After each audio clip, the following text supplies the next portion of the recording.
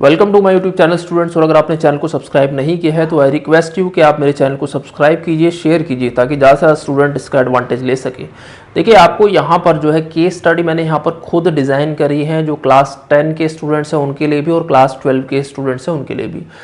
तो ये क्लास 10 के स्टूडेंट्स के लिए केस स्टडी है और देखते हैं इसको हम कैसे टैकल करते हैं बेटा। और सबसे पहले मैं आपको यहाँ पर कुछ इंस्ट्रक्शन देना चाहूँगा। जब भी आपको बोर्ड में केस स्टडी दिखती है तो आप उसको थोरोली उसको पढ़िए, उसको ध्यान से उसको पढ़ने की कोशिश कीजिए ताकि उसी केस स्टडी के अंदर आपको जो है हिंट भी अवेलेबल हो सकता है।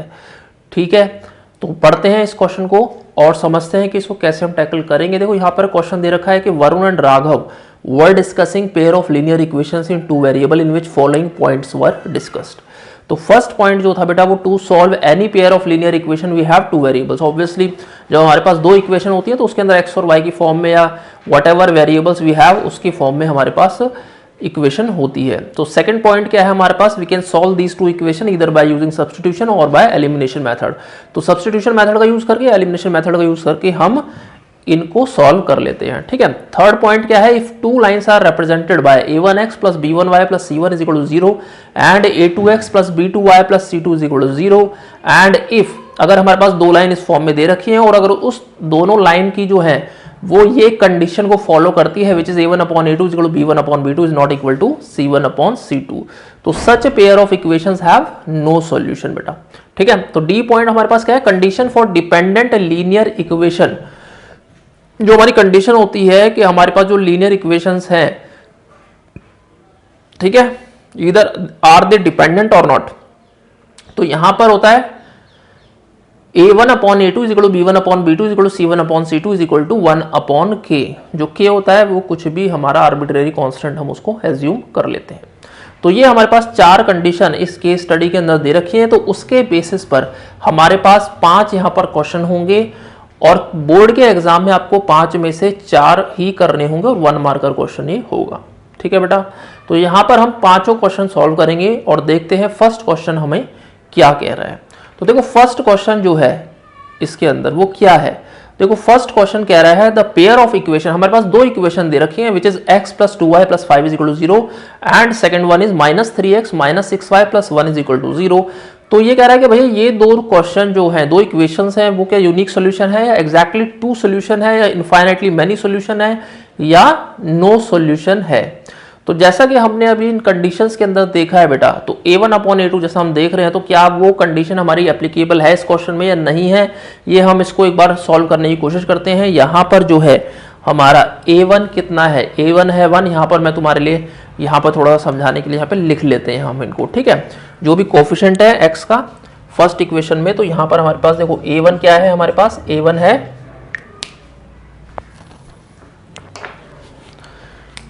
a1 हो गया हमारे पास 1, ठीक है, और b1 हो गया हमारे पास 2 और c1 हो गया 5। a2 कितना हो गया, a2 हो गया हमारे पास -3, b2 कितना हो गया हमारे पास -6 और c2 हमारे पास हो गया 1 बेटा। ठीक है, तो हम यहां पर देख सकते हैं कि a1 अपॉन a2 बेटा वो हमारा क्या आ रहा है, देखो a1 अपॉन a2 क्या आ रहा है 1 अपॉन -3 और b1 अपॉन b2 क्या आ रहा है 2 upon -6 which is further equals to 1 upon -3 और ये आ रहा है हमारे पास c1 अपॉन c2 5 अपॉन 1। तो यहाँ पर हमारे पास जो कंडीशन बन रही है a1 upon a2 is equal to b1 upon b2 is not equal to c1 upon c2। तो ये हमारी जो कंडीशन है दैट मीन्स जो हमारा पॉइंट नंबर सी है केस स्टडी के अंदर वो यहाँ फुलफिल कर रहा है, वो यहाँ सेटिस्फाई कर रहा है। और पॉइंट नंबर सी क्या कह रहा है कि अगर a1 upon a2 is equal to b1 upon b2 is not equal to c1 upon c2 then such pair of equation बेटा हैव नो सॉल्यूशन। तो इसका जो आंसर हो जाता है हमारा option number D is correct answer. ठीक है, तो ये था हमारा फर्स्ट क्वेश्चन इस केस स्टडी का। तो आगे बढ़ते हैं, देखते हैं सेकंड क्वेश्चन क्या कहता है उसको। तो बेटा ये है हमारा क्वेश्चन नंबर सेकंड इस केस स्टडी का। तो इसमें देखो क्या कह रहे हैं, इसमें कह रहा है कि if the lines given by, दो लाइन दे रखी है अपने को और ये कह रहा है अगर ये लाइन पैरेलल है तो हमें k की वैल्यू बताने हैं।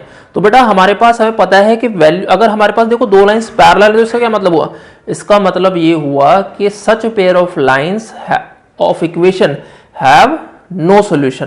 तो सिंपली हमने क्या करना है कि हमने उठा के उस कंडीशन को अप्लाई कर देना है जो हमने पिछले क्वेश्चन में भी यहां पर अप्लाई की थी।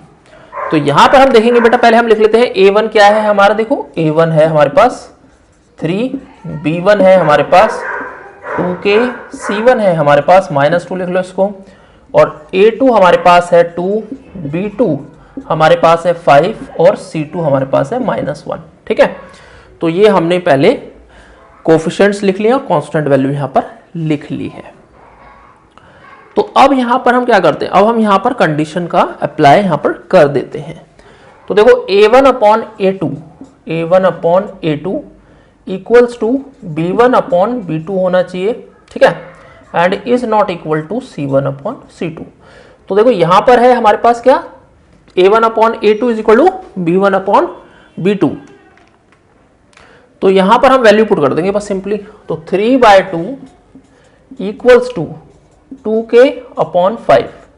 सो this implies K equals to 5 × 3 15, 15/4। तो ये हमारा यहां पर वेरी सिंपल आंसर यहां पर आ जाता है। तो ये था हमारा क्वेश्चन नंबर 2 इस केस स्टडी का। बेटा देखो आपको इसको कंडीशंस को ना सबको याद रखना होगा टिप पे, यहां पर तो आपको हिंट दे रखा है केस स्टडी में, राइट। तो बढ़ते हैं आप इसके पार्ट 3 यानी कि क्वेश्चन नंबर 3 इस केस स्टडी की तरफ। तो बेटा ये है हमारा क्वेश्चन नंबर 3 इस केस स्टडी का।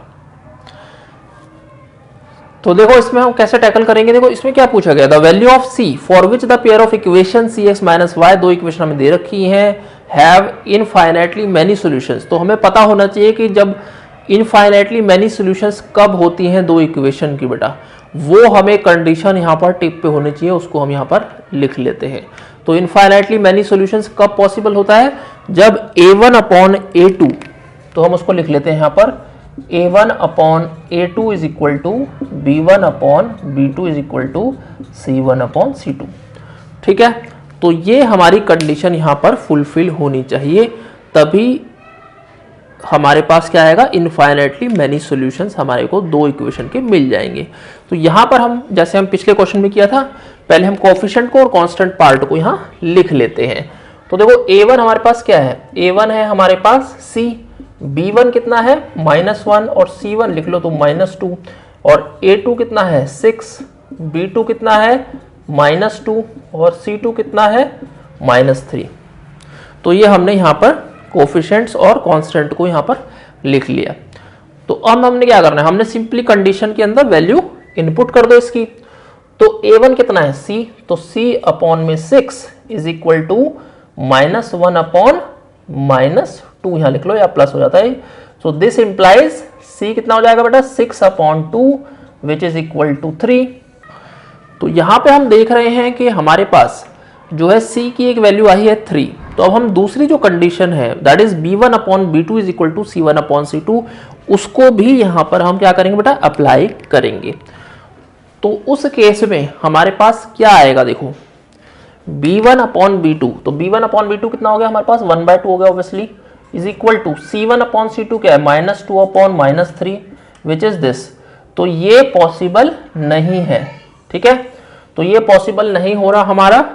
तो इसके कारण यहां पर हम कहेंगे कि भाई C की ऐसी कोई भी वैल्यू नहीं है जहां पर इस इक्वेशन के इनफाइनाइटली मैनी सॉल्यूशंस हो। तो इसका मतलब हो जाता है there is no value of C where this equation have infinitely many solutions, right? तो ये था हमारा क्वेश्चन नंबर 3 इस केस स्टडी का। तो आगे बढ़ते हैं पार्ट 4 की तरफ, क्वेश्चन नंबर 4 केस स्टडी की तरफ। तो बेटा ये है हमारा क्वेश्चन नंबर 4 इस केस स्टडी का। तो देखो इसमें क्या है, one equation of the pair of dependent linear equation is given -5x + 7y - 2 is equal to 0। तो हमें बताना है कि सेकंड इक्वेशन कैन बी, कौन सी इसमें से हमारे पास सेकंड इक्वेशन यहां हो सकती है। तो हमारे पास 4 ऑप्शन गिवन है। तो हम क्या करेंगे, हमने ऑलरेडी देखो हमें यहां पर कंडीशन दे रखी है equation of pair of dependent linear equation, ठीक है। तो तो ये उसकी कंडीशन है कि जब इनफाइनाइट मैनी सॉल्यूशन हमारे पास क्वेश्चन में होते हैं, दो इक्वेशंस के इनफाइनाइट सॉल्यूशंस हमारे पास होते हैं। तो हम यहां पर बेटा क्या कर सकते हैं, देखो वेरी सिंपल, देखो हम यहां पर इसको पहले कंडीशन को लिख लेते हैं आपके लिए, और इसके जितने भी कांस्टेंट है, कोएफिशिएंट है, उसको यहां पर हम लिख लेते हैं। तो देखो a1 हमारे पास क्या है इसमें, देखो a1 है हमारे पास -5, b1 है हमारे पास 7 और c1 है हमारे पास -2। तो a2 को क्या कर सकते हैं हम, a2 को हम a2 ही रहने देते हैं, a2 b2 और c2 अपन लिख लेते हैं इसको, ठीक है। अब इसकी कंडीशन क्या है हमारे पास, देखो a1 अपॉन a2 पूरा लिख लेते हैं हम इसको। सो -5 upon a2 should be equal to 7 upon b2 should be equal to -2 upon c2 should be is equal to 1 upon k, जैसे हमारे पास कंडीशन ऑलरेडी हमें गिवन है क्वेश्चन के अंदर, राइट। अब सिंपली हम क्या कर लेते हैं, हम a1 या a2, तो a2 का वैल्यू लिख लेते हैं a1 की फॉर्म में, वेरी सिंपल। तो यहां पर जो है a2 की वैल्यू क्या आ जाएगी, देखो a2 हमारा हो जाएगा a2 is equal to -5k, b2 is equal to 7k and c2 is equal to -2 के बेटा, ठीक है। तो ये जो क्वेश्चन है अब यहां पर ऑब्वियसली हम इसको क्या करेंगे, हम इसको यहां पर हिट एंड ट्रायल मेथड का यूज करेंगे, ताकि हमारे पास जो ऑप्शन यहां पर अवेलेबल है बेटा, उसमें से कोई ना कोई हमारा मैच यहां पर कर जाए। फॉर एग्जाम्पल ऑब्वियसली हम जो k की कोई वैल्यू एक चूज करते हैं, तो ऑब्वियसली हमें हर a2 में भी वहां पर डालनी है, b2 में भी और c2 में। लेट अस से कि k अगर हम 1 ले लेते हैं तो -5, b2 क्या हो जाएगा 7, c2 क्या हो जाएगा -2, तो वो हमारा मैच नहीं कर रहा क्वेश्चन में, ठीक है। कोई भी पार्ट हमारा जो ऑप्शन दे रखे हैं उसमें मैच नहीं कर रहा। तो लेट अस से k इज इक्वल टू 2 बेटा, तो k अगर 2 है हमारा, तो a2 हमारा कितना हो जाएगा -10, ठीक है, और b2 कितना हो जाएगा हमारा 14, c2 कितना हो जाएगा -4, राइट बेटा। तो अब यहां पर हम देख लेते हैं कि हमारे पास जो इक्वेशन बनेगी वो कोई मैच कर रहा है या नहीं कर रहा है, राइट। तो हमारे पास जो इक्वेशन बनेगी वो क्या बन जाएगी, a2x तो हो जाएगा -10x14y -4 इज इक्वल टू 0। तो इस फॉर्म में अगर हमारे पास कोई इक्वेशन दिख रही है तो ये हमारा आंसर आ जाता है। तो अगर हम देखें ऑप्शन डी की तरफ, तो ऑप्शन डी जो है वो हमारा इससे मैच कर रहा है, हमें सिंपली माइनस से मल्टीप्लाई करना है और हमारे पास आंसर आ जाता है। तो ये था हमारा क्वेश्चन नंबर 4 इस केस स्टडी का। तो आगे बढ़ते हैं क्वेश्चन नंबर 5 की तरफ। तो ये है क्वेश्चन नंबर 5 बेटा, इस केस स्टडी का लास्ट क्वेश्चन है। तो देखो इसमें क्या दे रखा है कि if x is equal to a, y is equal to b is the solution of these two equation, तो we have to find a and b। देखो अगर आपने मेरा चैनल सब्सक्राइब नहीं किया है, शेयर नहीं किया है, तो आई रिक्वेस्ट यू कि प्लीज चैनल को सब्सक्राइब कीजिए, शेयर कीजिए, ताकि आप मेरे एनजीओ जो है उद्गम वेलफेयर फाउंडेशन, आप उसको सपोर्ट कर सकते हैं। और अगर आपको ई बुक्स चाहिए तो आप मेरी वेबसाइट, जैसा कि डिटेल आपको डिस्क्रिप्शन बॉक्स में मिल जाएगा, जो है mathstudy.in, आपको वहां से ई बुक्स अवेलेबल हो जाएंगी। तो बड़ा चलते हैं इस क्वेश्चन को, देखते हैं हम कैसे टैकल करेंगे। सिंपल दो इक्वेशन हमें दे रखी हैं और हमें पूछा गया है a और b की वैल्यू हमें ढूंढनी है, जबकि a और b इन दोनों इक्वेशन के सॉल्यूशंस हैं। तो सिंपली हम क्या करेंगे, हम दोनों इक्वेशन में a और b की यहां पर वैल्यू डाल देते हैं। तो हमारी फर्स्ट इक्वेशन क्या हो जाएगी, a minus B is equal to 2, और दूसरी इक्वेशन हो जाएगी a plus B is equal to 4। Very simple, ठीक है। तो ये हमें दो इक्वेशन यहां पर मिल जाती हैं। तो जब ये दो इक्वेशन हमें मिल गई हैं, तो सिंपली हमने क्या करना है, हमने इन दोनों इक्वेशन को ऐड कर दो, वेरी सिंपल। तो ऐड करते हमारे पास जो b है वो कैंसिल आउट हो जाएगा, और यहां पर क्या बच जाएगा, देखो प्लस प्लस प्लस आपके लिए कर देते हैं यहां पर, और ये हो गया 6। तो a हमारे पास कितना आ गया, 3 बेटा। तो a अगर 3 आ गया तो इस इक्वेशन में हम डाल देते हैं। तो 3 minus B is equal to 2, तो b is equal to 3 minus 2 is equal to 1। तो b हमारे पास 1 यहां पर आ जाता है। तो ये था हमारा क्वेश्चन नंबर 5 इस केस स्टडी का। तो बेटा हम नेक्स्ट वीडियो में मिलेंगे नेक्स्ट केस स्टडी के साथ। तब तक आप चैनल को सब्सक्राइब कीजिए, शेयर कीजिए, और मेरे एनजीओ को सपोर्ट कीजिए। Thank you so much.